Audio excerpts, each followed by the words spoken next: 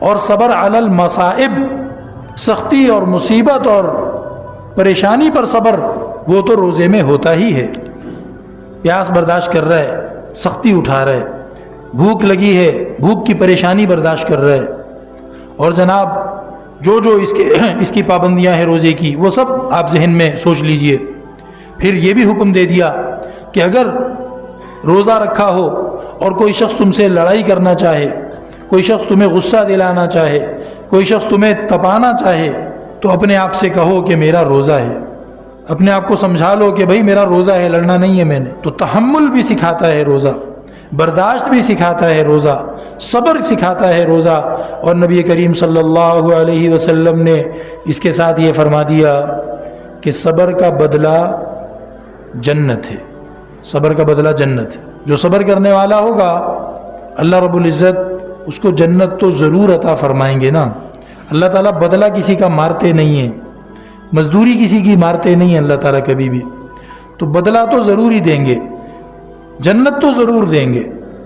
پھر اس سے زیادہ کچھ اللہ دیں گے، وہ اپنی مہربانی سے مزید بھی دیں گے۔ لیکن تھوڑے سے تھوڑی جو مزدوری ہے صبر کرنے والے کی وہ جنت ہے بھائی، جنت تو اس کی پکی ہے۔ اسی لیے اللہ کے نیک بندے رمضان مبارک کے مہینے کی جس طرح تمنا کرتے ہیں، جس طرح اس کا شوق دکھاتے ہیں کہ وہ مہینہ ہمیں نصیب ہو جائے، اسی طرح دیوانہ وار اس مہینے کے تقاضے بھی پورے کرتے ہیں۔ اس مہینے کے لیے اپنے صحت کو، اپنی نیند کو، اپنے وقت کو، اپنے مال کو، اپنے جذبات کو، اپنے احساسات کو، ہر چیز کو قربان کر دیتے ہیں۔ نبی کریم صلی اللہ تعالی علیہ وسلم رمضان مبارک کے مہینے میں جد واجتہد، استيقظ وأيقظ أهله وشد المئزر، اس طرح کے الفاظ آتے ہیں حدیث میں کہ نبی پاک علیہ السلام خوب تھکنے والی عبادتیں، تھکنے والی محنت رمضان کے مہینے میں کرتے تھے، خود بھی نیند اپنی کم کر دیتے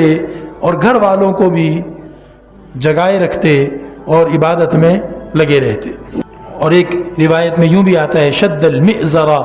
گھر والوں سے جو ازدواجی تعلقات ہیں آخری 10 دنوں میں خاص طور پر وہ نبی پاک علیہ السلام کے